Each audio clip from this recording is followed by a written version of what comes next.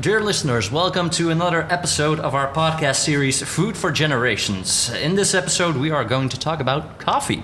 As you know, during the upcoming European Conference in 2022, we will tackle several subjects concerning food.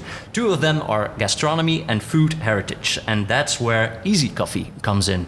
I have invited a coffee connoisseur, a coffee entrepreneur. Welcome, Bart Buyse. Welcome to the podcast. Could you introduce yourself a little bit and introduce EcyCoffee? Thank you very much, PJ. My name is Bart. I'm the founder, CEO of EcyCoffee. EcyCoffee is a Belgian coffee chain specialized on espresso-based quality coffees. And I started my coffee ventures, in 2018 with a vintage coffee truck under the bridge in front of the station of a very small Belgian town called Izegem. And that's where EcyCoffee comes from. So we're from Izegem, and we bring coffee to the world in a very easy manner. Sounds wonderful. I can't wait to see it at a certain venue in June in 2022. Up and coming. Up and coming. It started with the EcyCoffee truck, but now you're a lot bigger. Well, that's right. Let's say that after having composed an immensely interesting business plan and a financial plan, on my first day of operations, I managed to sell exactly 5 coffees from my coffee truck. I experienced from day one, let's say, the roller coaster ride of entrepreneurship, which was for me the biggest and the greatest experience and adventure in my entire life. And of course, as from day 2, with great bounce back ability, we started selling coffees again under the bridge in front of the station. And after a couple of days, we were becoming quite successful. After 3 weeks, we were selling approximately 150 coffees per day. And the idea rose, as we had written in the business plan, to start open coffee shops. Soon after starting with the coffee truck, we opened our first coffee shop in Izegem. And now, a bit more than 3 years later, we have 10 coffee shops in Flanders. From a coffee truck to 10 venues in just a smattering of years, that's West Flemish perseverance, I suppose. That's definitely perseverance in those difficult COVID-19 times, of course, because that's how you need to see it. Belgian food service during the last 2 years has not really exploded tremendously. Nevertheless, we managed to go from, in the beginning of Corona, we just had 3 coffee shops. And okay, I'm not gonna state yet after Corona, but let's say 2 years later, we have 10 coffee shops. The big difference is in the beginning, we started operating in those smaller cities like Izegem and Tielt and Torhout, which are cities which have approximately in between 20 and 30,000 inhabitants. Right now, we are in Antwerp, we're in Ghent, we're in Courtrai, we're in Ostend. We are on the main street, on the high street, in between the high fashion brands, on AAA locations, like the Mare in Antwerp and the Langemund in Ghent, which is, I mean, even if I say it, quite an achievement. It is. It is. Could you tell me what makes you stand apart from other coffee shops, like, say, Starbucks? What makes you special? Well, the big difference we have compared to Starbucks in Belgium is, of course, that we are the national coffee chain of Belgium. So we're very local, and we cooperate with local brands. We very much support local entrepreneurship. So we will go and look for those small brands of products which are starting to do entrepreneurships in a very cool way, let's say. And we add those brands to our concept as well. We have a lot of examples of that, from Valley Sweet But Different to Seppes Granola to Richie and so on and so on. And the second biggest difference is that from within our core product, but also with all our side products, we work with high quality products. And so I claim that, of course, the quality of our core product is much higher than of those of the bigger global coffee chains in the world.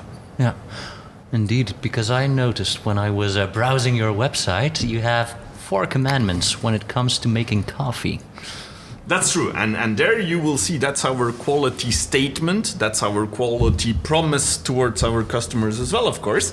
The first one is we work with a very high quality coffee blend, 100% Arabica beans, 50% coming from Brazil, 25% coming from Ethiopia, and 25% coming from Peru. The best blend you can find on the high street. So we only work with this blend. So we do in 2022 1 million coffees we will sell in 2022 from this one blend. But this is the highest quality you will find in the market. The second commandment is we work with the best espresso machines you will find on the market as well. We work with La Marzocco. La Marzocco is the Lamborghini of the espresso machines, so it's really state of the art. So one machine has a cost price of 15,000 euro, but this is a quality statement. If a coffee connoisseur anywhere in the world is visiting a coffee shop, the first thing he will do is he will look at the espresso machine which is standing in the shop. And if it's a La Marzocco, he or she will be entering, and he or she will be convinced already. So the third commandment is we work with the highest level of educated professional baristas. We have an own EcyCoffee Barista Academy, in which during courses, let's say, people from the street are being educated to highly trained baristas. A course would normally take up to 2 months.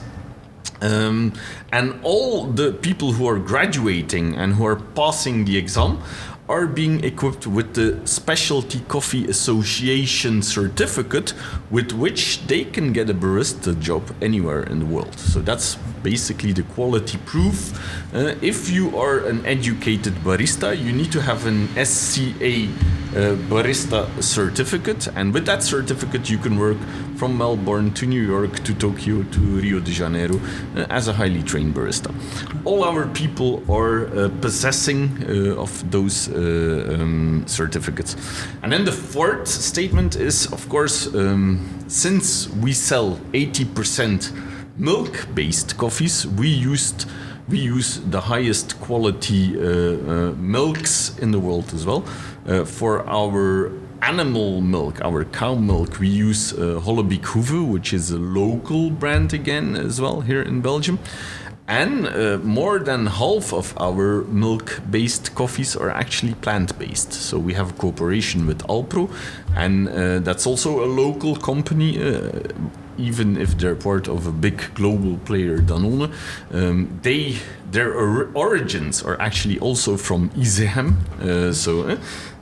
And that's where this local component comes in quite nicely as well. So highest quality plant-based milks, coconut milk, almond milk, soy milk, and oat milk. The best stop for the best coffee, so to speak. That's for sure. That's for sure. So I hear investing in quality, investing in great people, a great team, one-man armies, so to speak. And they also receive an education, and we're receiving one here right now, because I also noticed that right now you're specializing in the coffee brand, the fourth wave, so to speak. For the listeners, what is the difference between a fourth wave coffee and the one way back in the day? Well, to be honest, we're actually already fifth wave. Fifth? So, yeah, fifth Okay. wave, yeah. Okay, the first wave of coffee was like coffee had to be cheap. Coffee had to be a base product, and I mean, everyone was drinking, let's say, the normalest of coffees in the world. And the second wave of coffee was actually being institutionalized by big global brands like Starbucks, who saw coffee more as a fashion, as a status symbol, as something you can be proud of. If you drink, if you leave or you enter your office with a Starbucks cup in your hand, you are cool. And so that's the second wave of coffee. The third wave of coffee saw coffee more as an art. And so and the baristas were experimenting with coffee in a very artisanal way, in a very cool way. Also, latte art is, for instance, coming from that. And so where baristas were being well trained to make the nicest latte art. And that's what would, let's say, characterize the third wave of coffee. The fourth wave of coffee is the wave which saw coffee more as a science as well.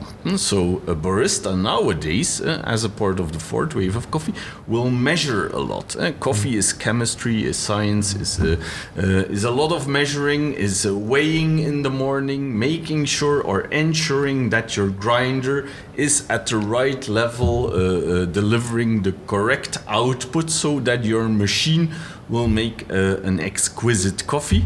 And that's also our slogan, by the way. Exquisite coffee experiences is what at EasyCoffee we will generate.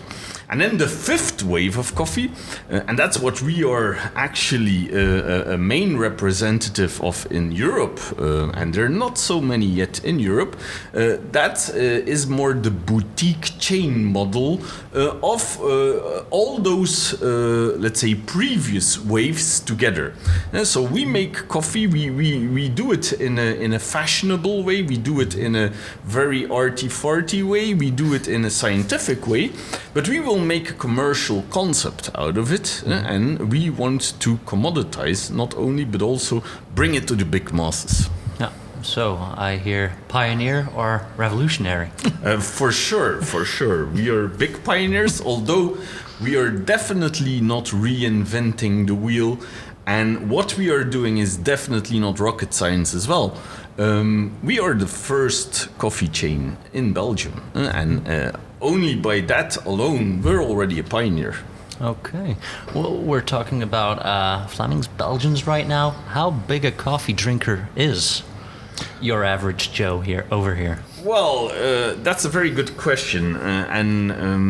Coming from a previous corporate background, the airline business, myself, I have never been a coffee drinker throughout my 20-year corporate career, of which I spent 15 years abroad in 5 different countries. But when I did a world trip together with my 2 sons and my wife, I had to think of where I was confronted with coffee in these different countries and what kind of positive experiences I had with coffee from a commercial side, let's say. And that's when I started investigating actually what coffee means for Belgium. And the first thing I found out is that Belgians are the 8th biggest coffee drinkers in the world. And that's quite amazing, because at the time where I was writing my business plan, and that's the year I started with EasyCoffee as well, and that's also the year I did my barista education and my own training, and the year I started drinking coffee, I realized that in Belgium there were not so many quality coffee bars. So there were not so many quality coffee shops. To be honest, In smaller cities in West Flanders, you could hardly find quality or specialty coffee shops in 2018. And that's where I saw a business opportunity. Of course, I continued investigating the market then. And once I realized that the global chains, the global coffee chains, are very underrepresented in the Belgian market, I mean, I had the confirmation that my business idea would have all assets to work. And that's why I quickly implemented it as well. We're here to fill that gap. That's right.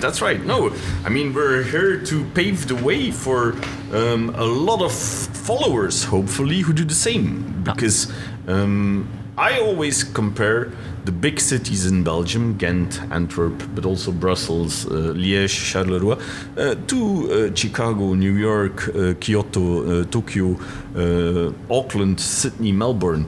And the number of quality coffee bars in those cities is still much, much higher than in Belgium. So there's potential, there is place also for other players. Room to grow.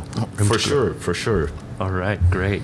We talked about the quality, the tastes, room to expand. Let's talk a bit about sustainability, because as we all know, during the conference in 2022, in June, one of our first main items is a sustainable food system.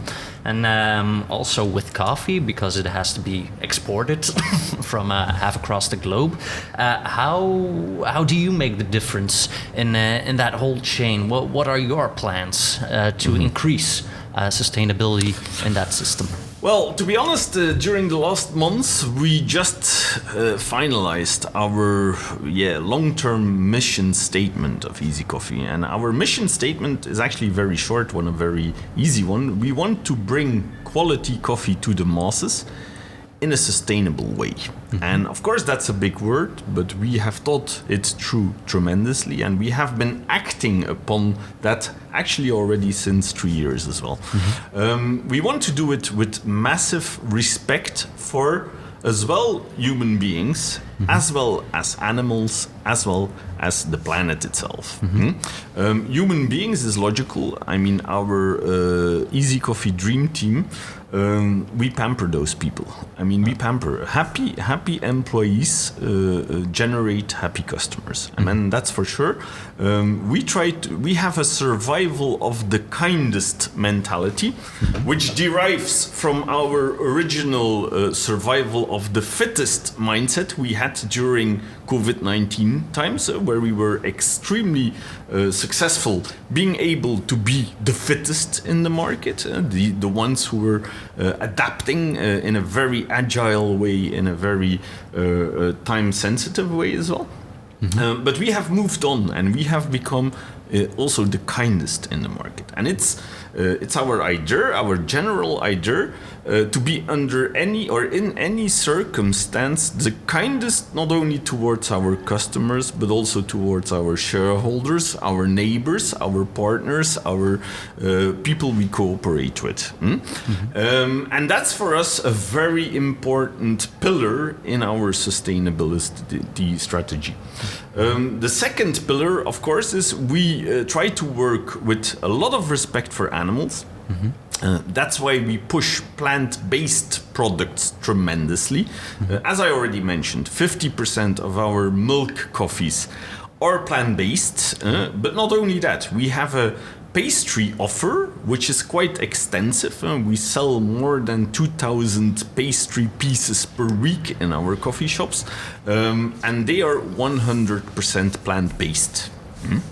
On top of that, we also sell puppuccinos.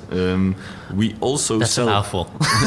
yeah, that's a mouthful. No, actually, I made a mistake because we don't even sell them. We give them for free. So we very much welcome guests, clients, customers who bring their dogs, and for the dogs we even give free of charge puppuccinos. It's nothing more than steamed milk in a small cup, but people appreciate that tremendously.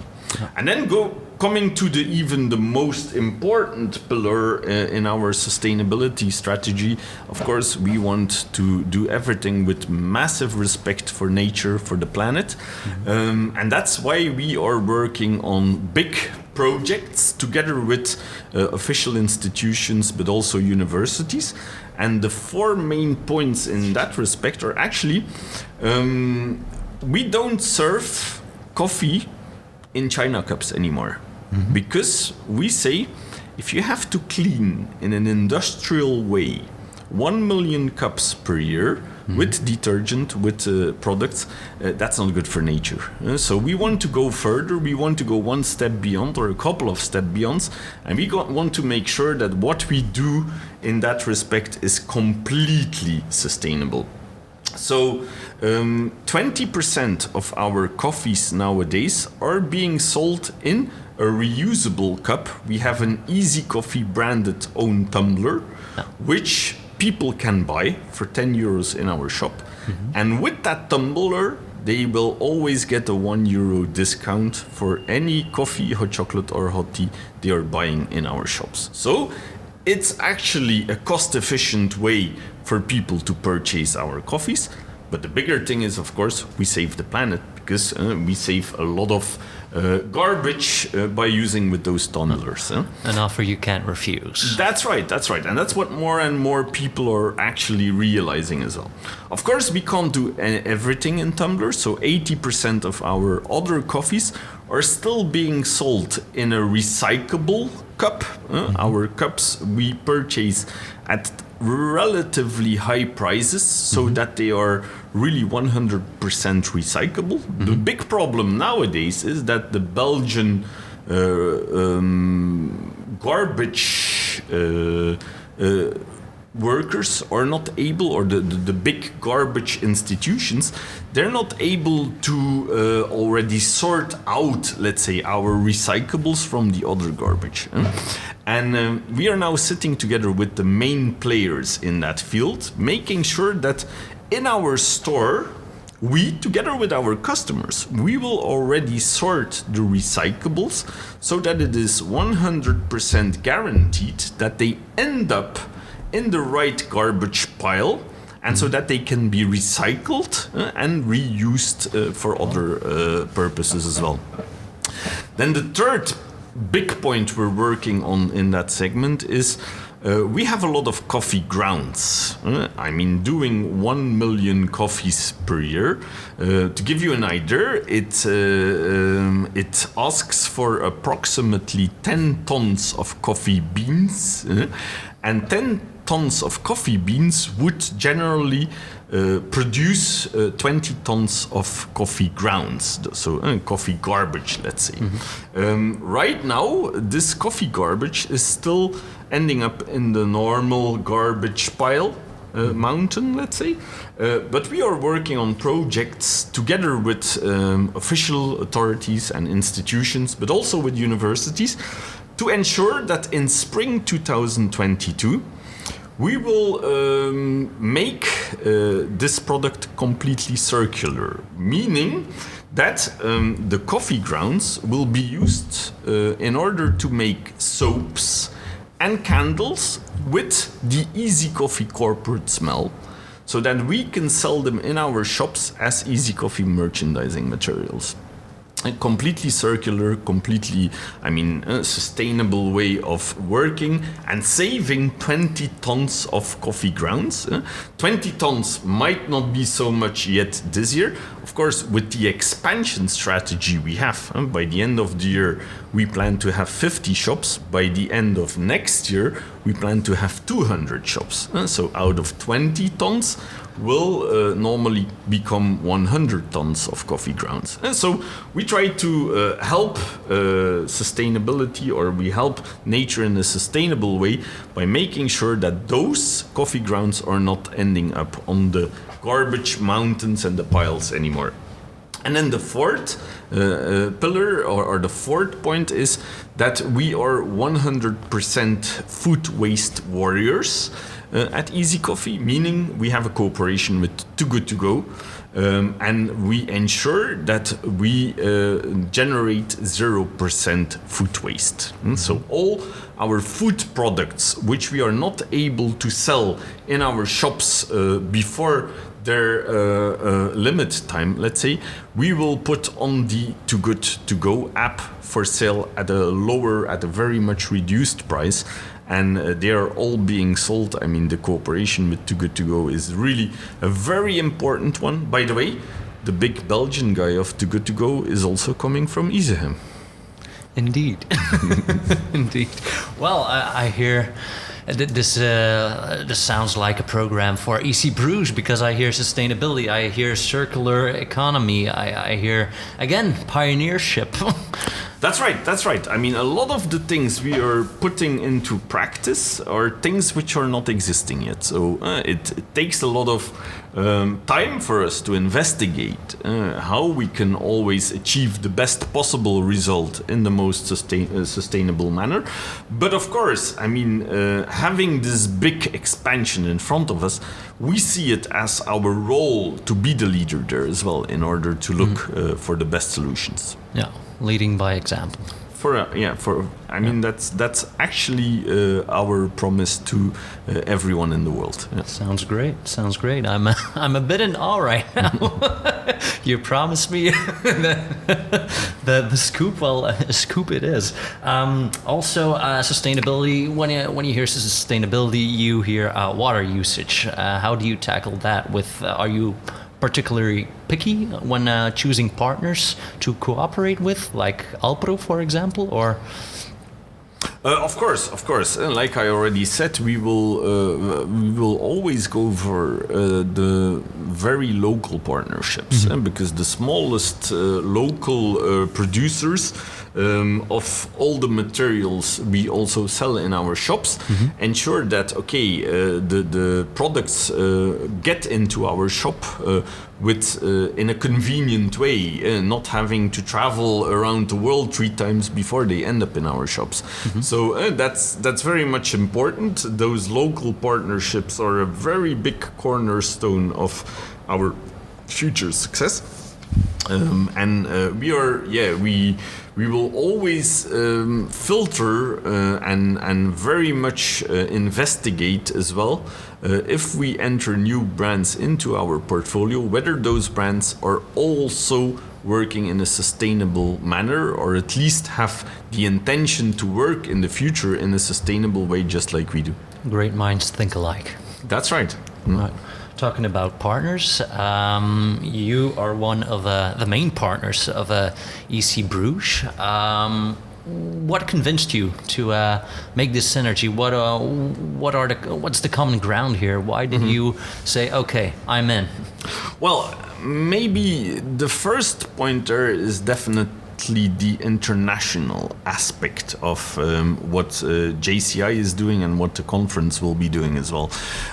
Coming from an airline background, I have had the privilege to be able to travel the world, and that's actually what fascinates me most in life, is encountering people from different backgrounds, from different nationalities, and exchanging experiences, business experience, but also private experiences with those people. That's, I think, this networking on an international level is what I see as one of the main prerequisites of successful living in the future. The second component which convinced me is, of course, the sustainability aspect of what the conference will be about, and the values JCI with this are standing for as well. It's on top of our agenda, so it's logical that we will speak about it. And the third component is then the local aspect. Of course, the conference taking place in Bruges, and that's the capital of our home province, let's say. I mean, we need to be there as well. we are planning to open a shop in 2022 in Bruges. Another scoop. and to being able to be part of the conference and also to show the participants at the conference our product from our vintage coffee truck, I mean, is something I already very much look forward to. So the other scoop is there will be the infamous or famous coffee truck. So I hear a lot of expansion ideas. Right now it's Flanders, Belgium. What about European scale? Well, good point. What we realize is that with coffee, we really target an international audience as well. If as soon as tourists enter the towns we are operating in, there's a big chance that they will end up in our stores as well. Because our stores have a very international mindset, a very international look and feel. People feel comfortable, feel at home in our stores, no matter which background you have or what nationality you have. And that's why we realized when we are operating in a city like Courtrai, that's 30 kilometers from the French borders, or even 30 kilometers from a big metropole being Lille. During weekends, 50% of our customers in our shop in Courtrai are coming from Lille. So it's for us quite logical that we will also open a store in Lille because we see that the French public is also very much open for our product. And in our strategy, when I say that we want to have 50 coffee shops until end of 2022, let's say the bigger part of it will still be in not only Flanders, but also Brussels and Walloon areas, so in the whole of Belgium. But I think approximately 10% of those shops will already be in, let's say, the neighboring regions of France, the Netherlands and Luxembourg. So that by the end of the year, EcyCoffee will have turned into a pan-European coffee, or the way I like to call it always is a pan-European coffee powerhouse. And then we prepare ourselves to conquer our biggest market. I come from an airline background. I have worked for the Lufthansa Group for 20 years, not only in Germany, but also in Germany. And I tend to know the German market relatively well. I see big potentials in Germany. So, and that's why I also say our aim is to have, by the end of 2023, approximately 200 coffee shops in those 5 markets. Well, could be that the biggest part of that number will be in Germany. So we're actually, with our actions now, preparing our concept to conquer the German market in 2023. Right now we're having a foreshadowing. That's right.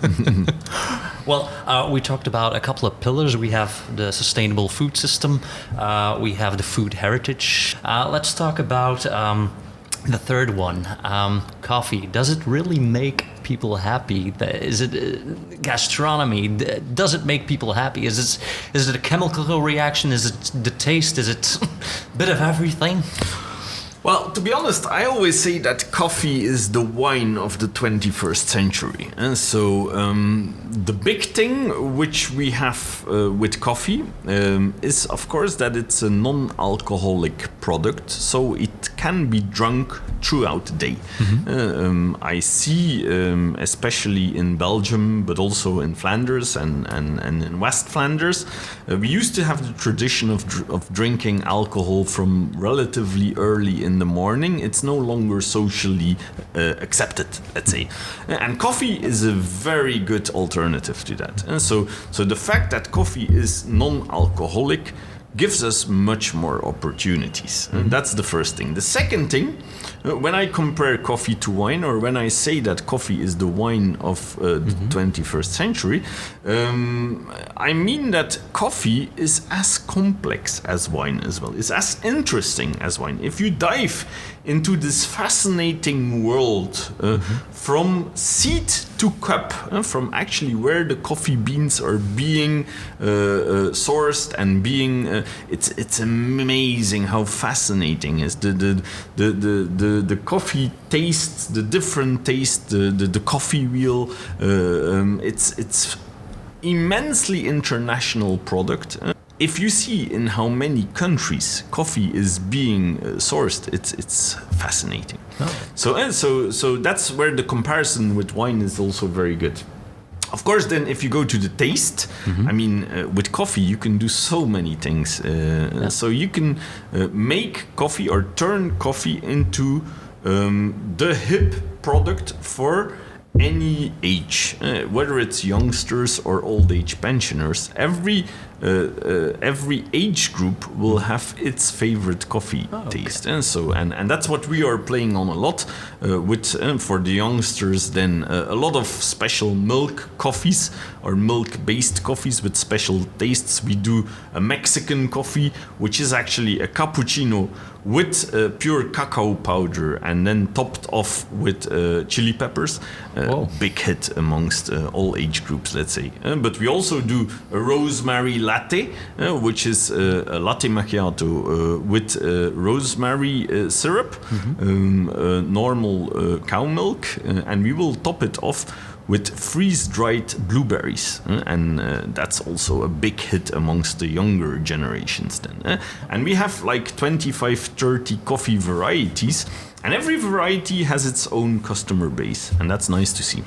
I see. It's actually, my next question was, is there a food pairing? The idea of food pairing, but you combine it all in one. That's right. I mean, coffee fits, of course, very well with cakes and things like that. So we sell brownies and muffins and all kinds of carrot cakes and lemon poppies with our coffees. But if you go to the base, the variety of different coffees you can make. I mean, we're actually benchmark in Belgium. Having a product manager and a barista team which is really exploring the possibilities, and we are inventing our own creations, and that's things you will not find anywhere in the world. But we are also able to turn them into commercial products, which then have their own fan bases. And if we speak about the Mexican coffee, I can tell you that throughout our 10 shops, I think on a daily basis there's 200 people who would not be able to live without their daily Mexican coffee. Okay, food and drink. That's right. Now I'll ask a cheeky question, as they say. What is your favorite coffee that you created? What is your favorite? If you wake up, what is the go-to coffee for you? Well, I'm a big doppio espresso drinker. I mean, I like coffee in its purest form. As a barista, I mean, the espresso is also the base to measure whether your equipment is rightly accurate, on point. Accurate, yeah, on point. So the taste of an espresso, of a doppio espresso, for me is a mouth-watering experience. I mean, and I have it 3 or 4 times a day, and I very much like it. But that's it. I'm also a big fan of our Mexican coffee. I already mentioned the Mexican coffee a couple of times. Pairing coffee with chocolate and spices, I have to admit, we stole the idea a little bit of a fellow West Flemish entrepreneur who will also play a role at the conference, but he already paired chocolate with spices, let's say. We still added the coffee, and that's such a big hit. And for me, that's my favorite own creation. The Mexican coffee with oat milk. Yeah. I will drink one a day as well. I hear some friendly competition between our coffee connoisseur and our chocolatier. No, that's not competition. It's potential cooperation. Another scoop. Another scoop. Great. Another cheeky question. Over here, right now, we're in the coffee shop in Ghent. A lot of people from various different ages come in. Also, perhaps people coming in for a date. What's the best type of coffee to have on a date? Well, actually, in 2019, our first year of operations, on Valentine's Day, we entered the beetroot coffee into our menu. And a beetroot coffee, is a coffee, a latte macchiato, which is made from beetroot juice. We add vanilla extract and we top it off with freeze-dried raspberries. But the very characteristic thing of the beetroot coffee is that it's pink. So the pink coffee introduced on Valentine's Day 2019 with the idea to just have it that one day was so successful that all our customers forced us to never kick it from our coffee menu anymore. And that's a coffee for lovers, that's for sure. Okay. Now, you said over here, EcyCoffee, non-alcoholic. A lot of cultures, you can go to practically any country. The French use cognac. The Irish, of course, use whiskey. Do you have an idea how much cultures actually, experiment, do the mix with coffee and liquor? Yeah, as you correctly mention, let's say most probably all nations in the world are mixing alcohol with coffee. However, it's our main characteristic from the very much beginning that EcyCoffee is a 100% non-alcoholic food service concept, and we have no interest whatsoever to start experimenting with alcohol. Also, if you look at our biggest benchmark chains in the big coffee countries like Australia, New Zealand, Japan, US, and UK, all our benchmarks are 100% alcohol free as well. Okay. There are a lot of entrepreneurs in the JCI crowd, so to speak. What is the best piece of advice that you can give to the listeners, to the entrepreneurs among our listeners? What if you would pass one piece of wisdom? What would it be? Well,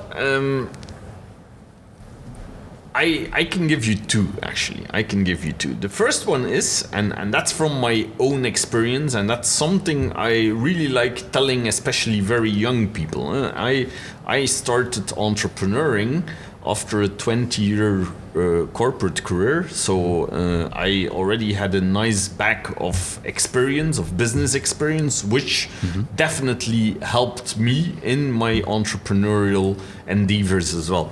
But the first thing is, still with my corporate experience and at the age of approximately 45, when I started speaking about my business idea to the closest circle of friends I had, I mean, everyone told me that I was crazy, a fool, that I was trying to implement something which already existed, where no one saw a real business opportunity. And I've learned that if you have a good business idea yourself and you very much believe in it, it's very important not to listen too much to other people and to really, through perseverance, through grit, through a lot of passion, continue fighting for implementing that business idea. And when you believe in it, and of course, when you have a good business plan and a good financial plan and the market is ready for it, it will be successful. That's it. And we immediately go to my second tip then as well. It will be a roller coaster ride. As cliche as it might sound, I mean, you will have good days, but you will have bad days as an entrepreneur, as a startup, as a starting entrepreneur as well. And then the main characteristic a successful entrepreneur is having is what I like to call bounce back ability. Entrepreneuring is nothing much more or different from a boxing game. I don't like boxing. I'm actually quite a peaceful guy. But if you compare it to a boxing game, I mean, you will be hit as an entrepreneur. You will be hit from different sides. And sometimes you will be hit that hard that you will be lying on the canvas.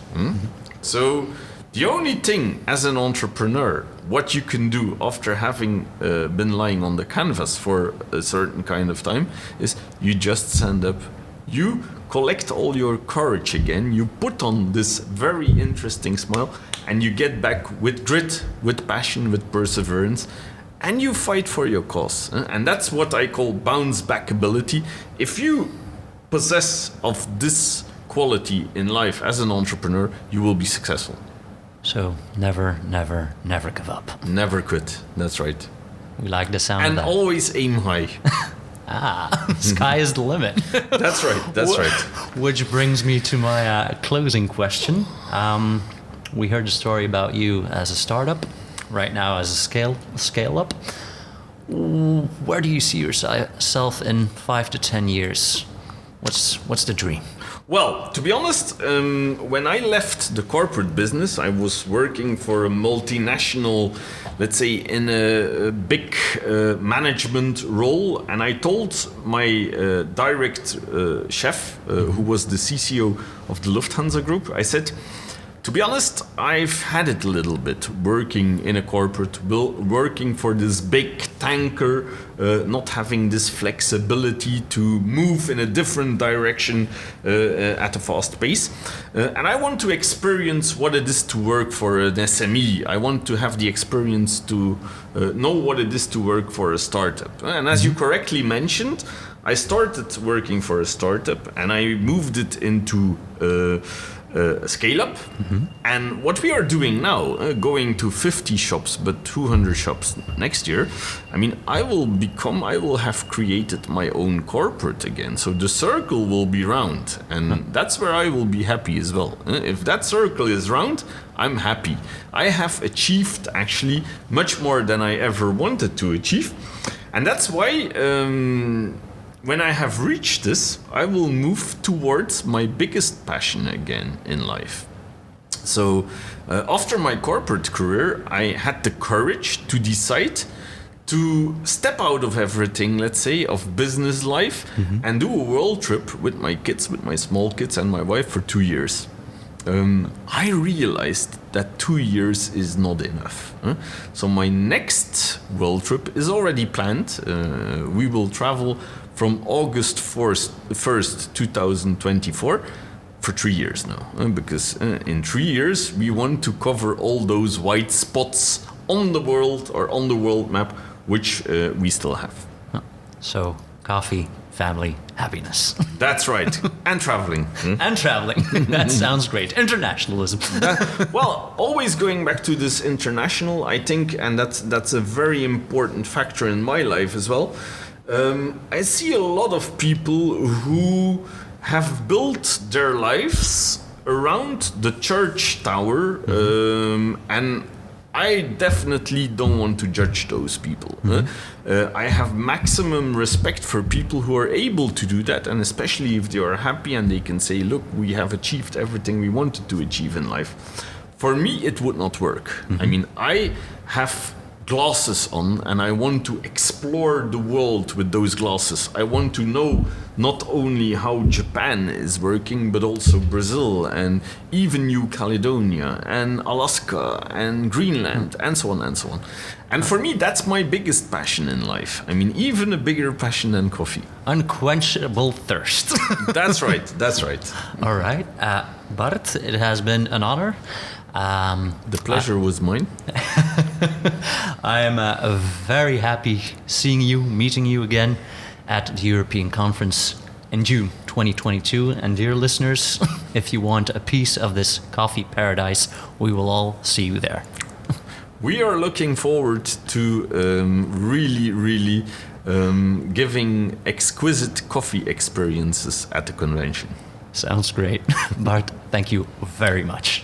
Was a pleasure.